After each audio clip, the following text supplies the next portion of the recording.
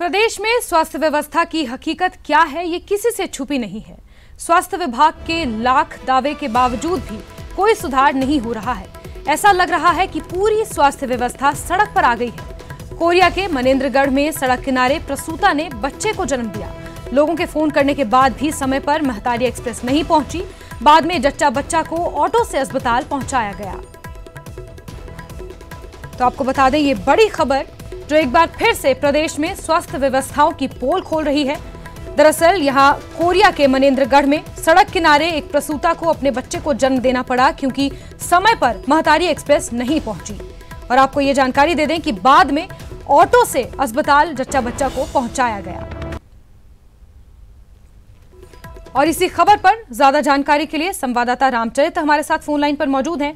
बताएं रामचरित, इस वक्त जो जच्चा बच्चा है उनकी हालत कैसी है और क्या महतारी एक्सप्रेस जो समय पर नहीं पहुंची थी, क्या कारण रहा, क्या वजह रही, वो क्या कुछ स्थिति स्पष्ट हो पाई है?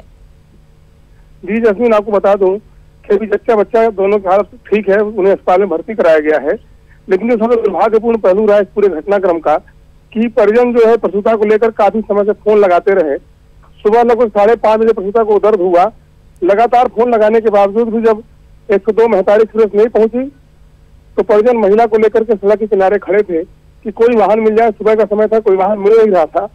और इस बीच महिला को तेज प्रसव दर्द होने लगा और महिला ने वही सड़क किनारे बच्चे को जन्म दे दिया। इस घटना के बाद काफी देर तक वहां लोग मौजूद रहे। लोगों को गुस्सा था कि आखिर एक्सप्रेस क्यों नहीं आई, लेकिन अभी तक कोई कारण स्पष्ट नहीं हो पाया है। हालांकि फोन उठाया था एम्बुलेंस एक्सप्रेस वाले ने, लेकिन वो पहुंचा नहीं। मैडम जी, साथ ही क्या महतारी एक्सप्रेस के किसी ड्राइवर से कुछ बात हो पाई है? क्या कारण रहा, वो लोग क्यों नहीं पहुंचे, कुछ इस तरह का पता चल पाया है रामचरित? जी आपको बता दूं जस्मीन की इस बारे में जो घटनाक्रम है, अभी लगातार 7 दिनों से इनकी हड़ताल चल रही थी, 108 एक्सप्रेस और 102 महतारी एक्सप्रेस की। लेकिन इनकी हड़ताल परसों समाप्त हो गई, लेकिन उसके बावजूद भी कोई भी काम में नहीं पहुंचा। हमें जो जानकारी मिली है कि जिन वाहन चालकों को अस्थायी तौर पर वाहन चलाने का काम दिया गया था, वे लोग अभी चाबियां नहीं लौटा रहे गाड़ियों की। इस वजह से इन्हें वाहन नहीं मिल पा रहा है। और इस बारे में जो जिले के आला अधिकारी हैं, जो स्वास्थ्य विभाग के जो जिले के आला अफसर हैं, वे कोई ध्यान नहीं दे रहे हैं। दरअसल ये जो पूरा मामला है, ये ड्राइवरों की आपसी लड़ाई का है। हड़ताल पूरी तरह से बिल्कुल रामचंद्र, आपसी लड़ाई में जो शिकार हैं वो आम जनता ही बनती है, अक्सर हमने देखा है। और इसी की वजह से जच्चा बच्चा को ये तो चलिए सुरक्षित अस्पताल पहुंचाया गया, अगर नहीं अगर वो नहीं अस्पताल पहुंचते समय से तो कोई दुर्घटना भी हो सकती थी। इस तमाम जानकारी के लिए आपका बहुत बहुत धन्यवाद। संसदीय सचिवों की नियुक्ति के मामले में हाईकोर्ट आज अपना फैसला सुना सकती है। कोर्ट ने इस मामले की सुनवाई करते हुए फैसला सुरक्षित रख लिया था। आपको बता दें कि कांग्रेस के मोहम्मद अकबर और राकेश चौबे ने संसदीय सचिवों की नियुक्ति के खिलाफ हाईकोर्ट में याचिका लगाई थी, जिस पर लंबी सुनवाई चलने के बाद हाईकोर्ट ने फैसला सुरक्षित रख लिया था। और इसी खबर पर ज्यादा जानकारी के लिए संवाददाता पंकज हमारे साथ फोन लाइन पर मौजूद हैं। बताएं पंकज, काफी लंबे समय से ये मामला चल रहा था, आज इस पर संभवतः जो है वो फैसला आ सकता है। कितने बजे सुनवाई शुरू होनी है और कितने बजे अनुमान लगाया जाए कि फैसला आएगा? जी देखिए, जैसे मैं आपको बताना चाहता हूँ कि लंबे समय के बाद ये फैसला आने की उम्मीद जताई जा रही है याचिकाकर्ताओं के द्वारा। आज ये हो सकता है कि अगर याचिकाकर्ता के पक्ष में अगर फैसला आ जाता है तो राजनीतिक गलियारे में काफी बड़ा एक हड़कंप बच सकता है। इसी प्रकार से जो कांग्रेस के मोहम्मद अकबर और राकेश चौबे ने जो याचिका लगाई थी, तो यहाँ तक हमसे जो बात हुई थी याचिकाकर्ता की, तो उनका साफ तौर पर ये कहना है अगर उनके पक्ष में फैसला नहीं आता है तो कानूनी सलाह लेकर के वो और अन्य किसी और कोर्ट में जाने की भी कोशिश करेंगे।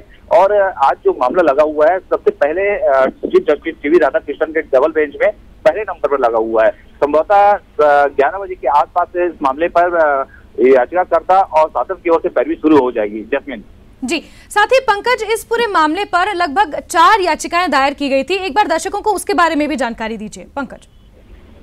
जी देखिए, आपको बताना चाहता हूँ कि जो कांग्रेस मोहम्मद अकबर हैं और अमर संगवारी एनजीओ संस्था के राकेश चौबे हैं, उन्होंने यह कहते हुए याचिका दायर की थी हाईकोर्ट में कि जो संसदीय सचिवों की नियुक्ति होती है, यह नियुक्ति पूरी तरीके से गलत है, असंवैधानिक है, क्योंकि ऐसा नियुक्ति कहीं पर नहीं किया जा सकता।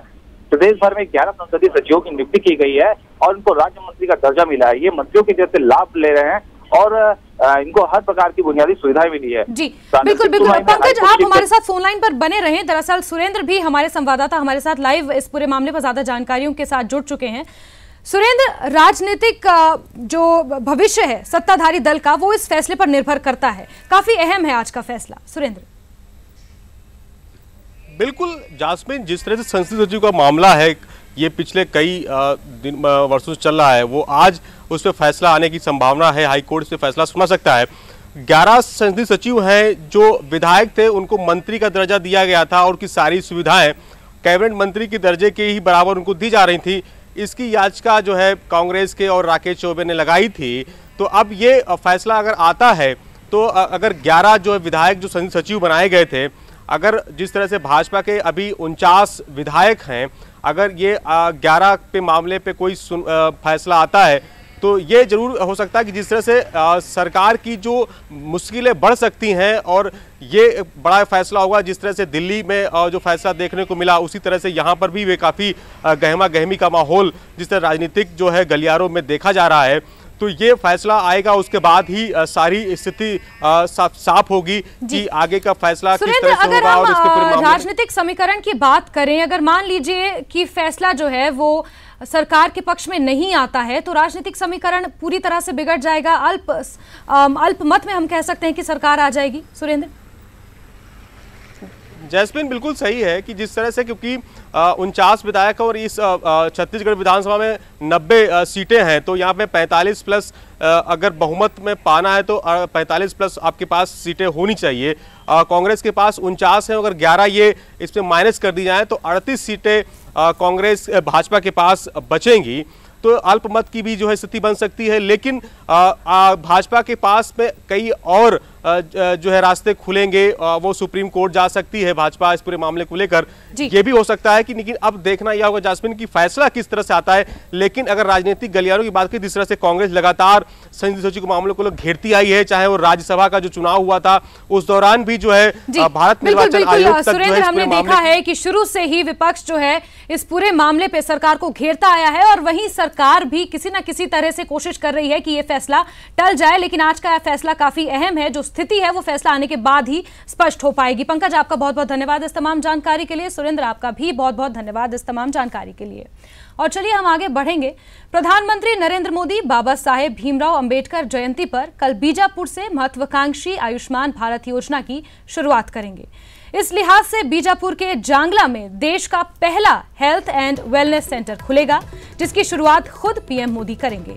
योजना के आगाज से जहां माओवाद को खत्म करने में मदद मिलेगी, वहीं गांव तक विकास और स्वास्थ्य सेवाएं मुहैया हो सकेंगी। सरकार की मंशा इस योजना के जरिए 10 करोड़ गरीब परिवारों को स्वास्थ्य सेवाएं देने का है।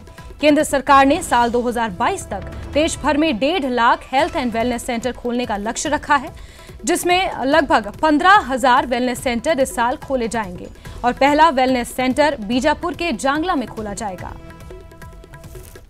5 लाख का मतलब इलाज का एक परिवार के लिए फायदा मत फ्री होगा। और इसमें जैसे कि स्वास्थ्य बीमा योजना में परिवार की संख्या जो है एक सीमित था कि 5 सदस्यों को ही लाभान्वित मिलेगा। इस योजना में इसकी बंधन नहीं है, परिवार में यदि ज़्यादा सदस्य भी हैं तो सभी।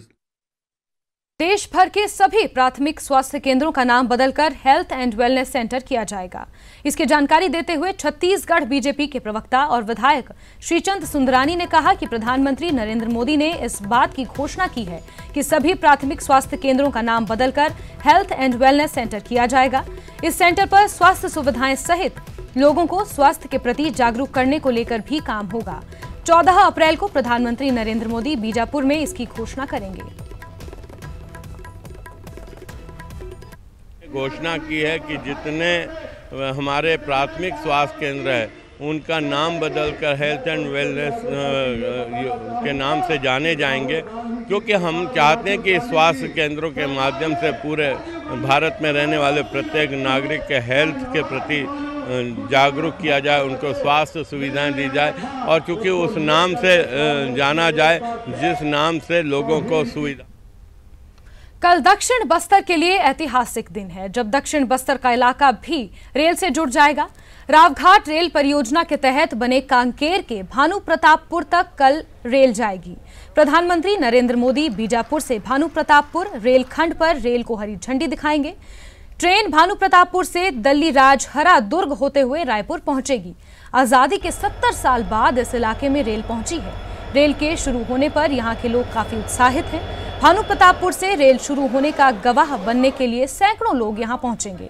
प्रशासन ने रेल परिचालन को लेकर सभी तैयारियां पूरी कर ली हैं। माननीय नरेंद्र मोदी जी प्रधानमंत्री जी के द्वारा कांकेर जिले में रेल सुविधा का शुभारंभ किया जाना है और मंच में अभी उनका वीसी के थ्रू हरी झंडी उनके द्वारा दिखाया जाएगा रेलवे को, ट्रेन को। और अभी तैयारी में मंच वगैरह बन रहा है और साथ ही मेडिकल कैंप रेलवे के द्वारा आयोजित किया जाना है। साथ ही पंचायतों से भी 14 अप्रैल यानी कल प्रधानमंत्री नरेंद्र मोदी घोर नक्सल प्रभावित बीजापुर के जांगला आ रहे हैं। पीएम के दौरे को लेकर जांगला को छावनी में तब्दील कर दिया गया है।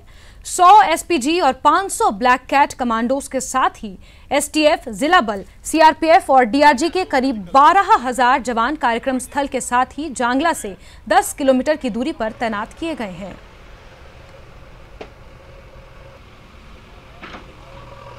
पर्याप्त मात्रा में आर्म्ड कॉम्पोनेंट्स डिप्लॉय किए गए थे।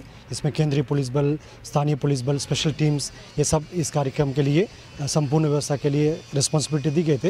वो लोग अपना क्षेत्र में लगातार ऑपरेशंस कर रहे हैं। जहाँ जहाँ आवश्यकता है एम्बुशेस से अन्य प्रकार के नक्सल विरोधी अभियान लगातार जारी है। हमका पूरा विश्वास है ये कार्यक्रम बहुत सुरक्षित तरीके से संपन्न हो सके।